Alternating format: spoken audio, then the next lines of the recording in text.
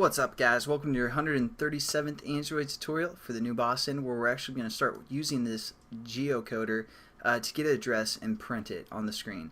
So what we're going to do is we're going to work within our try bracket that we set up in the last tutorial, and we're going to create a list that holds our addresses, and it's going to be the addresses type.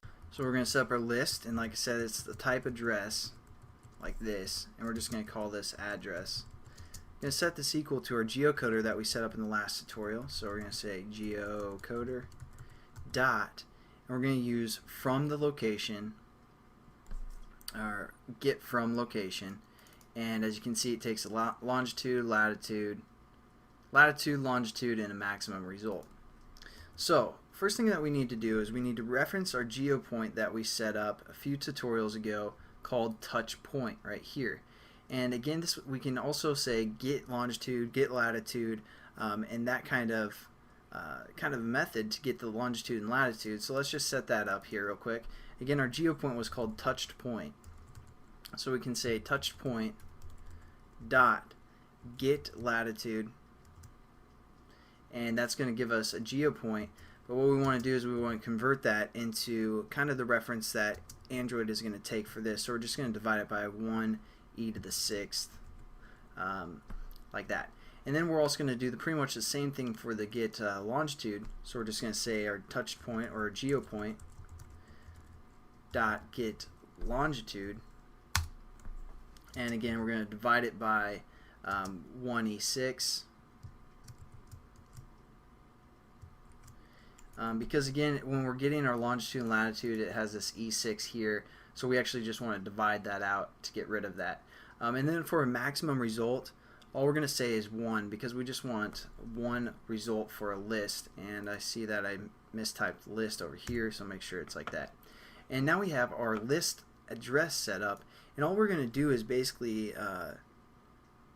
see if the address size is bigger than 1, because then we'll have something within our list and we can actually reference it. So what we're going to do is we're going to say if address dot size, and that's going to return the size of our list, and if that's greater than 0, we're going to perform an action, and this action, all we're going to do is a for loop, and we're going to say int I is equal to 0 to start with, not 1, sorry, I. And I know I'm kind of going quickly here. I'll explain everything at the end once we have everything set up.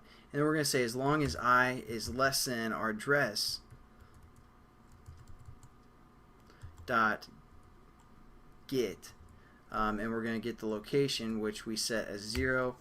And what we're going to do is we're going to say get max address line index, and that's going to get the maximum value of our addresses list, and then we're just going to increment by 1.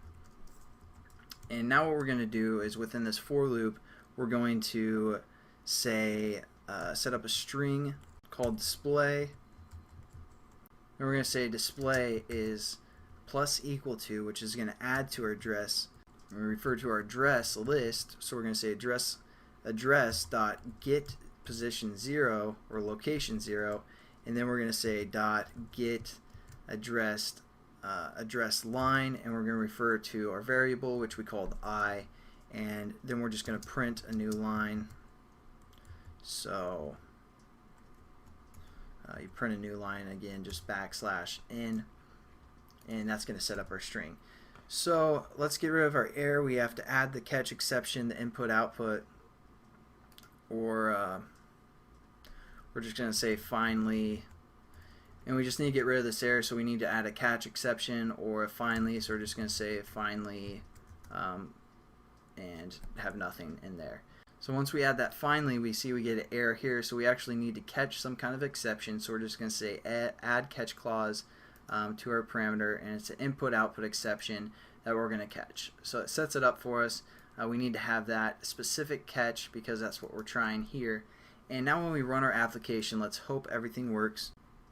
Alright, and then finally what we're going to do is, and then after this for loop, what we're going to do is we're just going to create a toast that's going to display our address, or a display string here. So we're just going to say toast t is equal to toast dot make text dot context can say get base class or get base context, which we use. I didn't really explain, but that's going to be like our main context.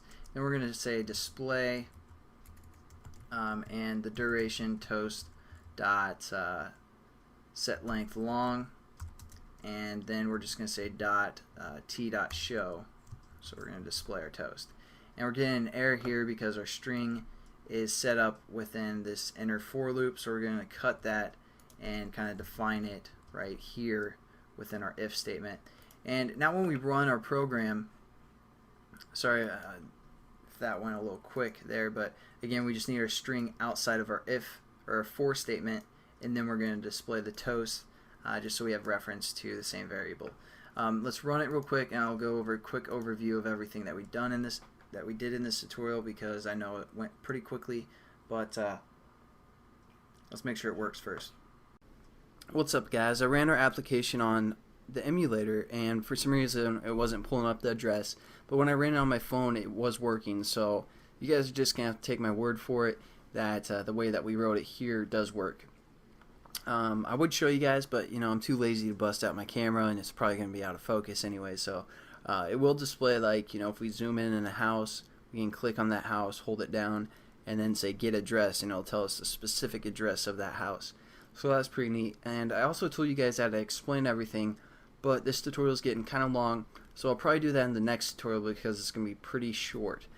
So just check out the next tutorial if you guys want a better understanding of what we actually set up here, and I'll catch you then. Have a good one.